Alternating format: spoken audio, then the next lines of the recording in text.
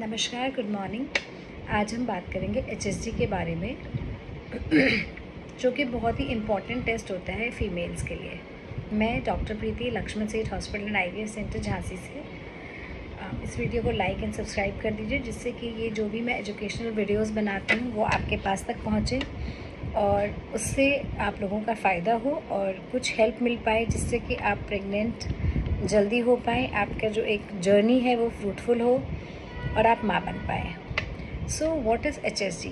HSG basically होता है हिस्ट्रोसेल्पिंगोग्राफी, जो कि हमें ये बताता है कि पेशेंट के ट्यूब्स खुले हैं कि नहीं खुले हैं। ये बहुत ही इम्पॉर्टेंट एक इन्वेस्टिगेशन है जो कि हो सकता है एक सबसे पहला इन्वेस्टिगेशन हो इनफर्टिलिटी जर्नी में फ़ीमेल्स की, बिकॉज ट्यूब्स का ओपन होना बहुत ज़रूरी है प्रेगनेंसी के लिए। बिकॉज जो फर्टिलाइजेशन प्रोसेस होता है, जो ओवम और स्पर्म मिलके एम्ब्रियो बनाते हैं, वो ट्यूब्स में ही होता है।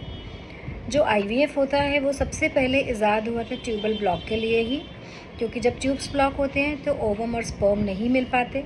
तो अगर ओवम और स्पर्म नहीं मिल पाएंगे, फर्टिलाइजेशन नहीं होगा, तो एम्ब्रियो नहीं बनेगा, तो प्रेगनेंसी किसी भी तरीके से नहीं आ सकती। तो ये एक बहुत ही बेसिक सी जांच है। इससे बहुत सारे लोग डरते हैं। बहुत सारे पेशेंट ऐसे होते हैं कि डॉक्टर ने बोला एचएसजी के लिए तो वो डॉक्टर ही चेंज कर देते हैं, which is not a good thing. आपको अच्छे से समझना चाहिए एचएसजी कैसे होता है, क्या होता है, जो मैं आज आपको समझाऊंगी जिससे आपका डर ख़त्म हो। तो सबसे पहले एचएसजी हम लोग कैसे करते हैं? ये यूट्रस है, ये वजाइना है, ये सर्विक्स है जिसे बच्चेदानी का मुंह कहते हैं, यूट्रस कैविटी है, ये ट्यूब्स हैं जिनकी ये ट्यूब की ओपनिंग है, ये अंडाशय है। तो एचएसजी में हम लोग क्या करते हैं, नॉर्मली ये जो ट्यूब्स होते हैं ये अल्ट्रासाउंड में नहीं दिखते, सो हम नहीं देख सकते। तो हम क्या करेंगे, एक हम यहाँ पे कैनुला फिट करेंगे, नीचे से जाके यहाँ पे कैनुला फिट करेंगे, उससे हम डाई डालेंगे जो कि आयोडीन वाले डाई होती है, जो कि यहाँ से होते हुए ट्यूब से होते हुए एब्डोमेन में जाएगी। और हम एक्सरेज लेंगे। एक एक्सरे लिया, फिर 1 मिनट बाद दूसरा एक्सरे लिया। तो अब क्या होगा, अगर ट्यूब्स खुले हैं तो डाई यहाँ से होते हुए यहाँ पे जाएगी, मतलब पाउच ऑफ डगलास होता है जो पीछे वहाँ पे कलेक्ट होगी, तो हमें पता पड़ जाएगा कि ट्यूब्स खुले हैं। अगर ट्यूब्स बंद है तो डाई जहाँ भी ट्यूब्स बंद है, यहाँ बंद है तो यहाँ तक आके रुक जाएगी, यहाँ बंद है तो यहाँ तक आके रुक जाएगी, यहाँ बंद है तो यहाँ तक आके रुक जाएगी। सो इससे हमें ये पता पड़ जाएगा कि ट्यूब्स खुले हैं या बंद है। सेकेंडली हमें क्या पता पड़ेगा, यूट्रस की कैविटी के बारे में कि यूट्रस की कैविटी कैसी है, बिकॉज डाई पूरा यूट्रस में जाएगी। अगर यूट्रस में साइनल किया है तो पता पड़ जाएगा, अगर यूट्रस में कोई सेप्टम है तो पता पड़ जाएगा, अगर कोई पॉलिप है, कोई भी ऐसा स्पेस ऑक्यूपाइंग लीजन है तो भी हमें पता पड़ जाएगा बाय एचएसजी। तो ये एचएसजी बहुत ही सिंपल सा प्रोसीजर है। अब हम एचएसजी करते कब हैं? हमें एचएसजी करते वक्त ये 100% श्योर होना चाहिए कि पेशेंट प्रेग्नेंट नहीं है। तो इसलिए जैसे ही पीरियड्स ख़त्म हो, मतलब पीरियड्स स्टार्ट हुए उसके बाद जैसे ही बंद हुए, that is the best time of doing HSG, because उस टाइम ओव्यूलेशन नहीं हुआ होगा, प्रेग्नेंट आप नहीं हो सकते। बिकॉज अगर हम बाद में करते हैं, बाई चांस ओव्यूलेशन हुआ हो और आपको प्रेगनेंसी हो और हम एचएसजी करके उसे डिस्टर्ब कर दें तो फिर एक चीज़ और गलत हो जाएगी और नुकसान हो जाएगा। इसीलिए जैसे ही पीरियड्स ख़त्म हो, that is the best time of getting your HSG done. ये बहुत ही बेसिक सा इन्वेस्टिगेशन है। इसको एक्सरे जो हम करते हैं वो एक्सरे सेंटर्स पे करते हैं। इसके लिए ट्रेन स्टाफ, ट्रेन सिस्टर जाती हैं जो दवाई डाल के एचएसजी करती है। यूजुअली पहले एक कोई भी पेन किलर टैबलेट या पेन किलर इंजेक्शन लगा दिया जाता है जिससे पेन ना हो। मैं पेशेंट को हमेशा बताती हूँ कि अगर ट्यूब्स खुले हैं तो भी यूजुअली पेन नहीं होता, अगर ट्यूब्स बंद है तो भी यूजुअली पेन नहीं होता। लेकिन अगर ट्यूब्स बंद होते हैं, कई बार एचएसजी के थ्रू खुल जाते हैं, तो पेशेंट को पेन हो सकता है। लेकिन एक ये अच्छा साइन है कि एटलीस्ट ट्यूब्स खुल गए। और कई बार सिर्फ एचएसजी करने से ही प्रेगनेंसी हो जाती है। There are many such patients के बस एचएसजी करा बिकॉज वो ट्यूबल फ्रैक्चर था और कोई प्रॉब्लम नहीं थी, तो जैसे ही ट्यूब्स खोले उनको प्रेगनेंसी आ गई। This is the basic investigation जिससे हमें बिल्कुल नहीं डरना चाहिए।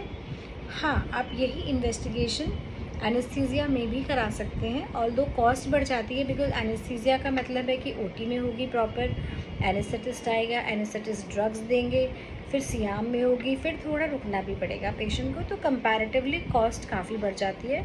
सो अगर हम नॉर्मली करा सकते हैं तो कराइए, इतना पेनफुल नहीं होता है कि आपको डरने की ज़रूरत हो, but yes once in a while 1000 में कभी एक को प्रॉब्लम हो जाती है।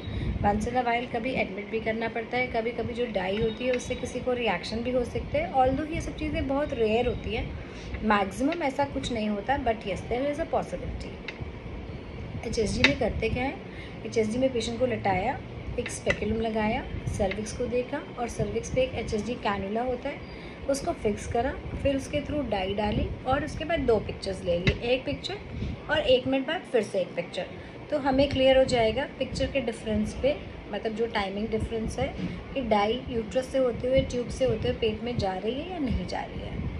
अब इसके ड्रॉबैक्स क्या हैं? इसके ड्रॉबैक्स ये हो सकते हैं कि पेशेंट को इन्फेक्शन हो सकता है, पेशेंट को पेन हो सकता है, कभी कभी पेशेंट को एलर्जिक रिएक्शन हो सकते हैं डाई से, और कभी कभी पेशेंट को पेन भी ज़्यादा हो सकता है। बस यही एक कुछ साइड इफ़ेक्ट्स हैं। इसके फ़ायदे क्या हैं कि बहुत ज़्यादा इन्वेजिव प्रोसीजर नहीं है, ट्यूब्स अदरवाइज़ दिखते नहीं हैं, और ट्यूब्स देखने का मतलब है फिर लैप्रोस्कोपी हिस्ट्रोस्कोपी करना। तो यूजुअली हम लोग का जो तरीका होता है वो ये होता है कि हर एक में लैप्रोस्कोपी हिस्ट्रोस्कोपी ना की जाए, पहले बेसिक चीज़ें की जाए। इनकेस ट्यूबल ब्लॉक आता है या ऐसा कोई इंडिकेशन है कि हमें लैप्रोस्कोपी हिस्ट्रोस्कोपी करने की ज़रूरत है, मान लीजिए काफ़ी ह्यूज ओवेरियन सिस्ट है या एंडोमेट्रियोसिस है, तो हम लैप्रोस्कोपी हिस्ट्रोस्कोपी डायरेक्टली कर सकते हैं जो कि एनेस्थीसिया में होती है। तो उसी टाइम हम डाई टेस्ट करके ये भी देख सकते हैं कि हमारे ट्यूब्स खुले या नहीं खुले हैं। तो आप इस बेसिक इन्वेस्टिगेशन से बिल्कुल भी मत डरिए। अगर प्रॉब्लम है, अगर इनफर्टिलिटी है, अगर 1 साल हो गया है आपको बिना कुछ यूज़ करे हुए और आपकी एज 30 से कम है, या आपकी एज 30 से ज़्यादा है और 6 मंथ्स हो गए बिना कुछ यूज़ होते करे हुए, तो ये एक बहुत ही बेसिक इन्वेस्टिगेशन है जिसे आप ज़रूर कराइए, क्योंकि कई बार सिर्फ ये करने से ही प्रेगनेंसी आ जाती है। और मैं चाहती हूँ सबको प्रेगनेंसी हो। So all the best, take care और ज़रूर करवाइए।